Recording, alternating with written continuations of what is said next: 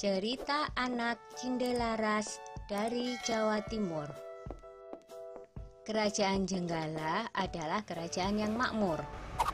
Namun semenjak rajanya yang bernama Raden Putra memiliki selir, semua jadi berubah. Kerajaan yang tadinya tenang, kini yang iri dengan permaisuri menjadi dalang semua masalah tersebut. Selir raja ingin mengusir permaisuri dari istana. Suatu ketika, Selir bersama tabib raja memfitnah permaisuri. "Maaf Paduka, seseorang menaruh racun ke dalam minuman Selir. Tidak ada pelayan Paduka yang berani masuk ruangan ini kecuali permaisuri," kata tabib dengan meyakinkan. Raden Putra sangat terkejut dan marah mendengar itu. Ia memerintahkan patihnya untuk membuang permaisuri ke hutan. Untunglah Sang Patih adalah seorang yang bijaksana.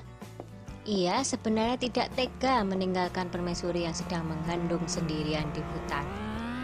"Maafkan hamba permaisuri, hamba tidak punya pilihan lain," kata Patih. Patih membuatkan rumah kecil untuk permaisuri dan kemudian meninggalkannya. Setelah beberapa bulan di hutan, sang putri melahirkan seorang anak laki-laki. Anak itu diberi nama Cinderalas.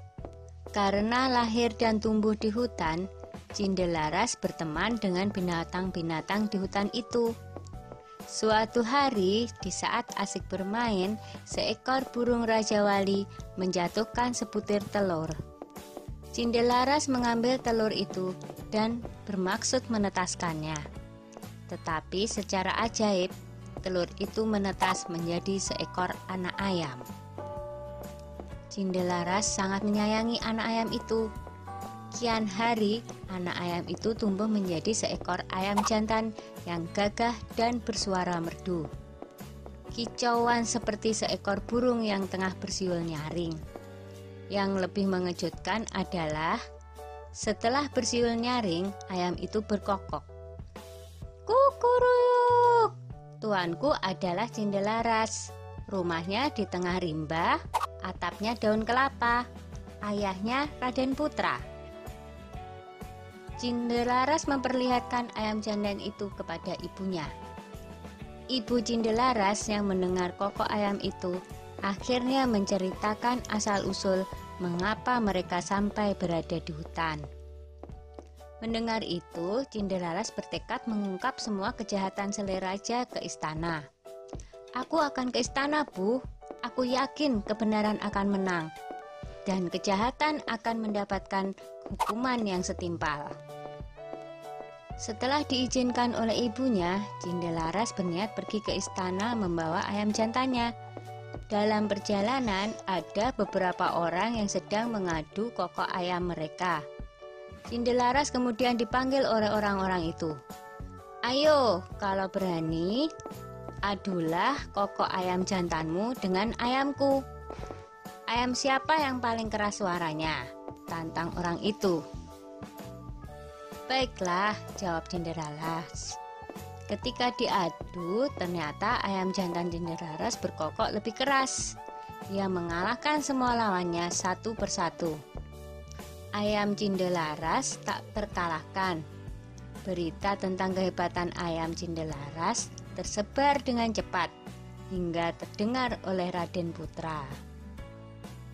Raden Putra penasaran dengan kokok ayam milik Cinderaras. Ia menyuruh Hulu Balang untuk mengundang Cindelaras ke istana. "Hamba menghadap Paduka," kata Cindelaras dengan santun. "Anak ini tampan dan cerdas. Sepertinya ia bukan keturunan rakyat jelata," pikir Baginda begitu melihat sosok Cindelaras. Raden Putra menjelaskan maksud hatinya mengundang Cindelaras ke istana. Raden Putra menantang untuk adu kokok ayam. Cindelaras mau memenuhi tantangan Raden Putra dengan satu syarat. Jika ayamnya kalah, maka ia bersedia mengabdi mengurus ayam Raden Putra seumur hidupnya. Tetapi jika ayamnya menang, maka setengah kekayaan kerajaan menjadi milik Cindelaras. Raden Putra menyanggupi tantangan Cindelaras. 2 ekor ayam itu mulai berkokok. Ayam Cindelaras berkokok dengan sangat merdu dan lebih keras. Penonton bersorak mengeluh-elukan Cindelaras dan ayam jantannya. Baiklah, aku mengaku kalah. Aku akan menepati janjiku.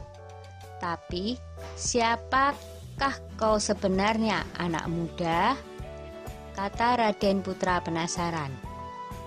Cindelaras lalu membisikkan sesuatu kepada ayamnya. Tak lama kemudian, ayam jantan Cindelaras berkokok keras.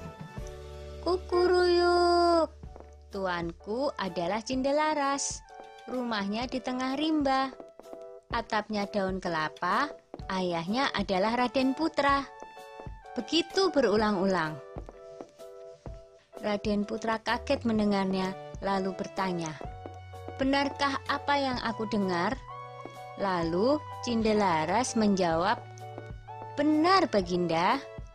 Hamba Cindelaras. Ibu hamba adalah permaisuri Baginda."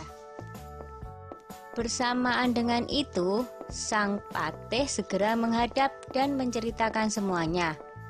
"Aku telah melakukan kesalahan," kata Baginda Raden Putra.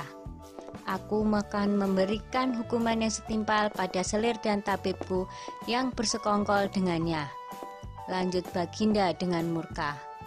Kemudian selir pun dibuang ke hutan. Raden Putra memeluk anaknya dan meminta maaf atas kesalahannya selama ini. Raden Putra dan hulu balangnya segera menjemput permaisuri di hutan. Akhirnya, Raden Putra, permaisuri, dan Cindelaras berkumpul kembali. Setelah Raden Putra tiada, Cindelaras menggantikan kedudukan ayahnya dan memerintah dengan adil dan bijaksana. Dah ya cerita Cindelarasnya. Jumpa lagi.